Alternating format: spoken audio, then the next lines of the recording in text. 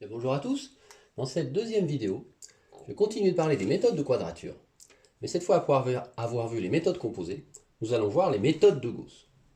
Donc le problème sera le même. Comment approcher l'intégrale d'une fonction f par une somme finie de lambda i f de xi, où les lambda i correspondent à des poids et l'xi des points. Donc après avoir vu les méthodes composées, on va voir les méthodes de Gauss. Auparavant, il est important de rappeler la notion essentielle qu'on va utiliser ici, c'est la notion d'ordre d'une méthode. Donc je rappelle qu'une méthode est d'ordre grand N si elle est exacte pour tous les polynômes de degré inférieur ou égal à grand N. Et donc justement, dans cette partie méthode de Gauss, on va voir comment construire des méthodes d'ordre élevé. Donc passons à cette partie.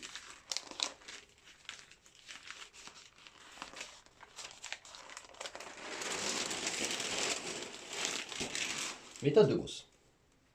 Alors, déjà on se place dans un cadre un peu plus général, c'est-à-dire qu'on va considérer une intégrale à poids, oméga. Et on va chercher à l'approcher de la même manière. Simplement, on va avoir des points intérieurs, x0 jusqu'à xl-1, qu'on va chercher à définir. Et on va fixer un certain nombre de points à l'extérieur, xl, xl plus 1 jusqu'à xn. Éventuellement, a et b pouvant être également choisis comme points extérieurs. On peut même imaginer que cette famille est vide de points extérieurs. Et on va chercher la méthode d'ordre le plus élevé. Le résultat fondamental est le suivant.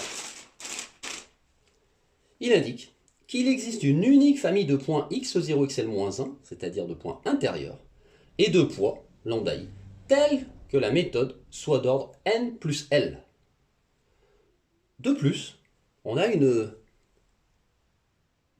caractérisation des points x0, xl-1. Il s'agit en fait des racines du polynôme orthogonal de degré L associé au poids θ qui est égal à oméga fois le produit des x moins xi qui sont les points extérieurs. Donc c'est bien un poids également tout à fait autorisé sur AB ouvert. On a une expression des lambda i à partir des polynômes de base de Lagrange. On a une propriété intéressante, c'est que ces lambda i sont stricts positifs. Et si on se place dans un cas particulier qui sera un cas particulier qu'on va regarder très souvent, c'est le cas où la famille de points extérieurs est vide, c'est-à-dire, avec les notations précédentes, L égale n plus 1. Dans ce cas, on n'a pas de point extérieur. Et si on applique ce théorème, on montre qu'il existe une unique méthode à n plus 1 point intérieur dans AB, donc x0 jusqu'à xn dans AB ouvert, qui soit d'ordre 2n plus 1. Voilà.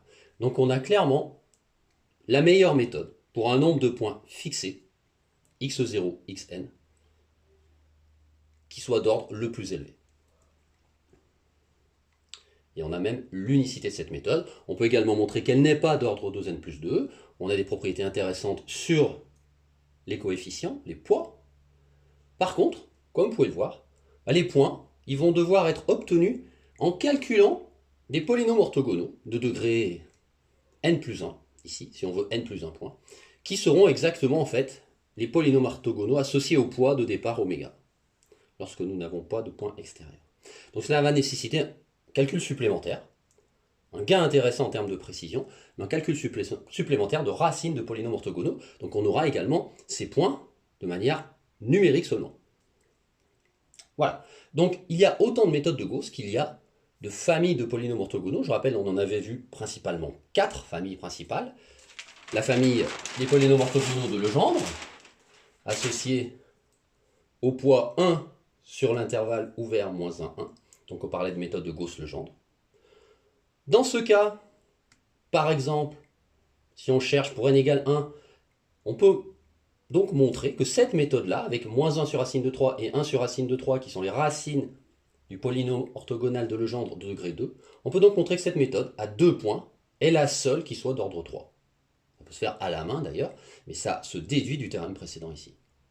Et de manière générale, il faudra calculer les racines du polynôme de degré n ou n plus 1 de Legendre pour avoir la formule de quadrature d'ordre 2n plus 1.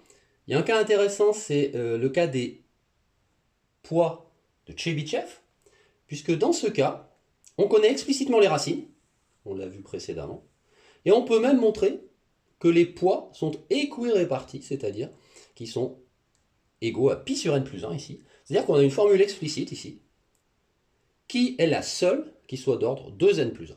Donc je rappelle, ici on retrouve le poids de Chebyshev sur moins 1, 1. Voilà.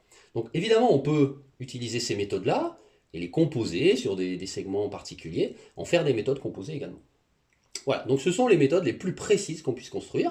Je ne vais pas donner les exemples, mais on peut parler aussi de méthodes de Gauss-Hermite, de Gauss-Laguerre, pour les poids correspondants. Voilà. Et pour finir, la convergence, c'est quelque chose de très simple à démontrer dans le cas des méthodes de Gauss. Comme je le disais, elles sont très précises. Je n'ai pas donné un résultat optimal, ni très précis.